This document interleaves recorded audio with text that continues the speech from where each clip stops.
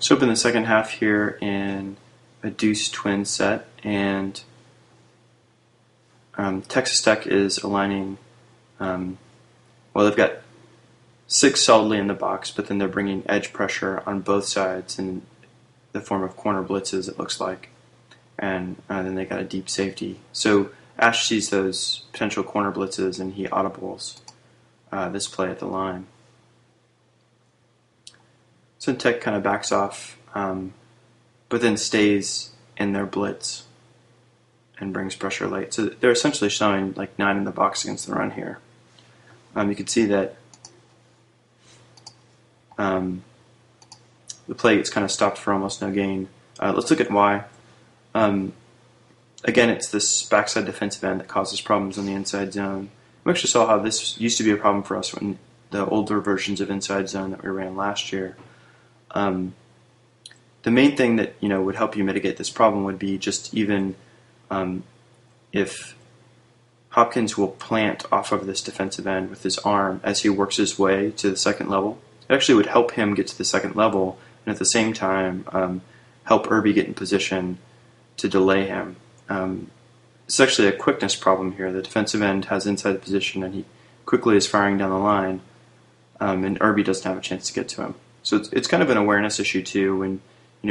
When Hopkins is coming off the line, he needs to be aware if that defensive end is crashing down the line, then he needs to help out. But as it is, Irby isn't able to really create any delay for him, so he's able to come right down the line and stop Bergeron before he gets upfield. You can see that if not for that play, then most likely this gets to the safety level and maybe even further.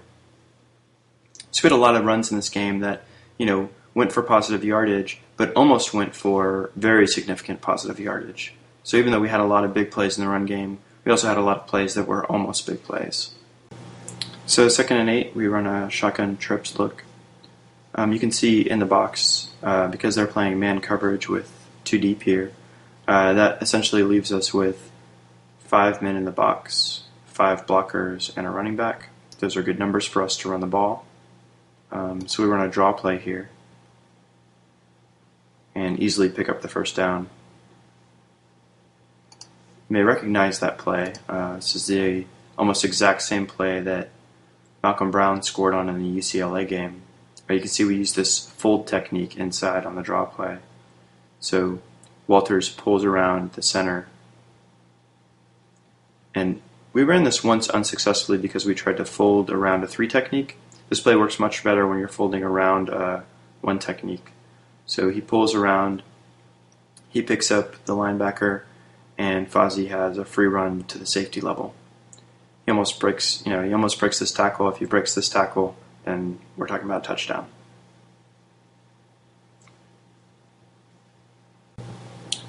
So we come back with our big set again, and this time, instead of running power, we run counter. Play gets stopped almost at the line of scrimmage. So this play, again, another play that almost went big. So you can see Texas Tech gives us a different look in the second half to this formation, a different response. They've got 8 on the line now, with 2 players attacking from the outside to try to attack the edges. So against this look, we want to go with counter instead of power, and it works out pretty well. We create really good initial hesitation in the linebackers. They're running themselves out of position here.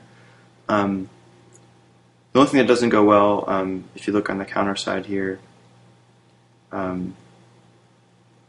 as Walters comes down the line, he's going to try to pick up this defensive end, but what he tries to do is pick him up and turn him downfield. And actually in that situation where the defensive end has already got penetration, what he really needs to do is just play a trap block there. And so he wants to just block him straight out and try to create a wide hole here. If he does that, he also creates a wall that this player is not going to be able to penetrate through. So you can see since he tries to turn him, he actually, in turning him, gives him an ability to reach in and make the play. But if he flattens him out, then we've got everything picked up in the front, and then you're down to a foot race between Joe Bergeron and number 21 here. And I think that probably goes in Joe's favor. So we come out in the offset eye here again, and we've been running a lot of inside zone and power to the short side of the field, and we've faked this end around to Goodwin a couple times in this game, but this is the first time we actually run it, and goes for a big gain. Great block there from CJ, and then Davis getting enough of a delay for Goodwin to get the corner. So it's plays like this. There's a couple things that make this play important in terms of facing the defense. One is that it punishes the fact that they're going to crash their defensive end down on the inside zone. So by this defensive end crashing down, he can't try to get penetration and disrupt this play. He can't do both things. So if he's disrupting one of the plays, the other play should be open. The other thing is that it forces a team to respect the field and the numbers that we present them. So we're presenting them numbers to the short side of the field, but then that opens up space to the wide side of the field. CJ was initially on the left side of this formation, but he comes across and becomes a blocker on the end around. He's become a great weapon for our offense. You can see here, again, he's finding people in space. He's being a patient blocker. Once he initiates contact, he's maintaining that contact and controlling the blocks. So his progression has been huge for our offense the last few weeks. And then, obviously, the speed that we have with Goodwin does some nice things for the offense. One of the notable things it does is kind of what we saw earlier, where, it gives us an ability, if we do see a blitz we don't like and a look like this, we can audible to something that has passing options to Goodwin. So that's one advantage that he has over Monroe in a package like this, is that we can audible to stuff that he becomes a receiving threat, whereas with Monroe, he doesn't have as much available to him. So come back to the deuce set again. It's been a great set for us so far in this game. We motion Darius White, and then we're going to run inside zone here. See, Bergeron tries to cut this back, but isn't able to quite make much out of it. It's a really good example of the duration on the blocks. We're getting such good duration on our blocks in this game, and you just look how well we're blocking this inside zone. You've got both sides of the A gap. What you'd like to see Bergeron do here is run this kind of straight toward Mason Walters on this play, and then cut through either A gap, depending on what this free backer does. I think if he had run this kind of up the gut, he would have had a better shot at breaking it.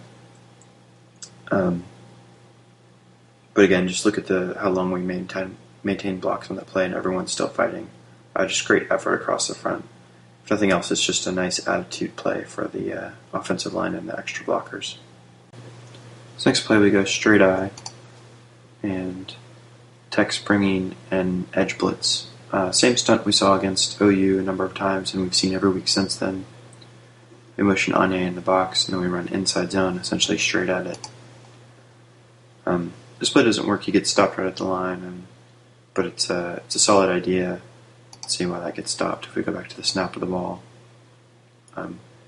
Actually pick up everything perfectly on the inside zone. Espinoza takes a little bit of a misstep here on his way to get to the second level. If he's able to pick up this backer, then you essentially get a one-on-one in space between this linebacker and Bergeron, and that probably works out pretty well for us. At least get a 6 or 7 yard pickup. But you can see Espinoza just takes one bad step here when he's coming off the line. He gets a little bit too far to the right here, and then he's not able to recover to get on the linebacker.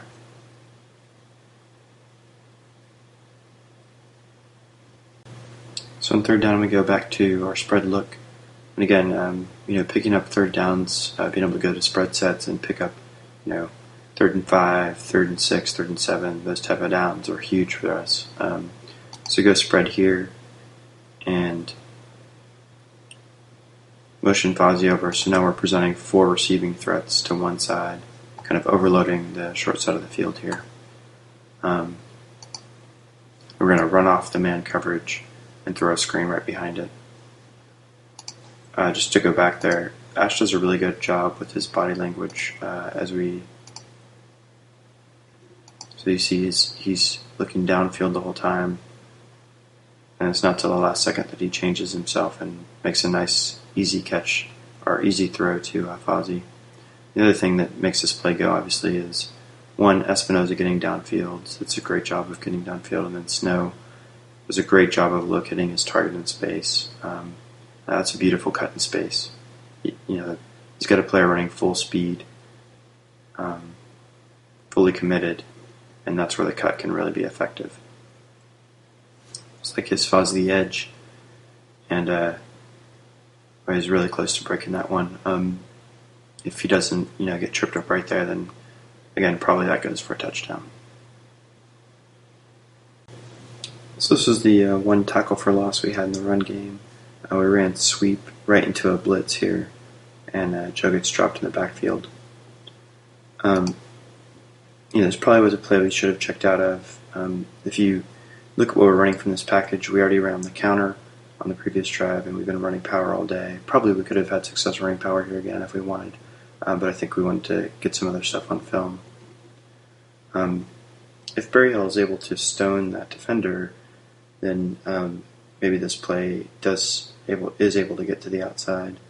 But the defender does a really nice job of spinning off of that block, and then Joe's all of a sudden got a defender at his feet, and I don't think he was expecting that.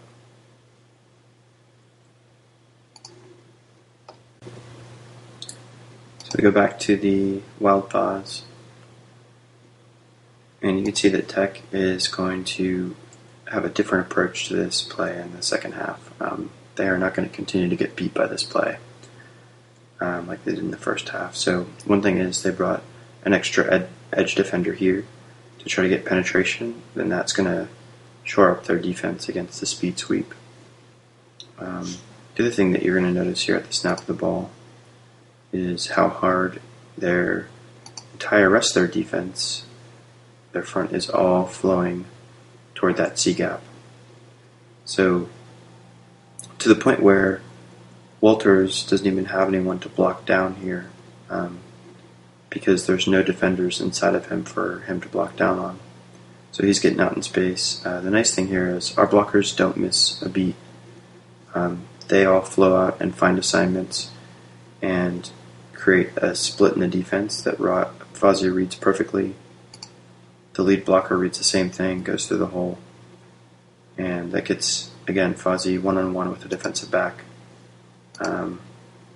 who he gladly trucks.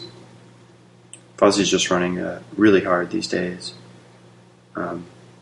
That's kind of fun to see for a guy that's been labeled as, injury-prone and soft his whole career. So when we alternate back to the big personnel, you may have noticed a red zone theme for us in this game, which was alternating back and forth between big personnel and the Wildcat. We run Power O here, and again, almost like a scrum here with our whole wall of blockers just completely sealing off their whole defensive front, and then Snow pulling around, getting a nice late block. Bergeron's patient there, follows the block through. You see Pullman getting downfield, just finding someone to block. In the very next play, we go one more time in for big personnel, and guess what? Power O coming at you again. Let's watch this play closely at the snap.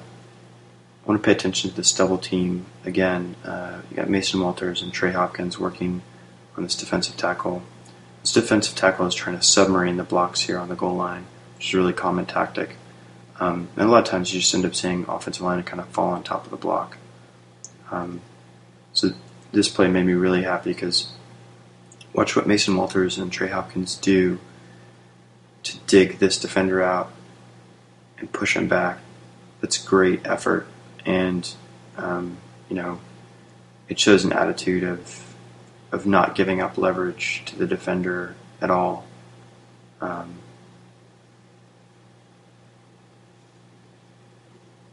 Let's watch it one more time here.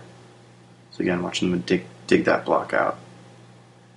And again, since now the defense is flowing so hard to try to stop the power O play side, then as a result, a huge cutback lane opens up in the power O. So it's nice to see, you can tell we're getting really comfortable with a play when an opponent changes their strategy against it and we don't even miss a beat, and we immediately take advantage of the other opportunities that it presents to us. And that's where we're getting to with the power O. It's going to be a play for us that we can rely on against different looks from the defense.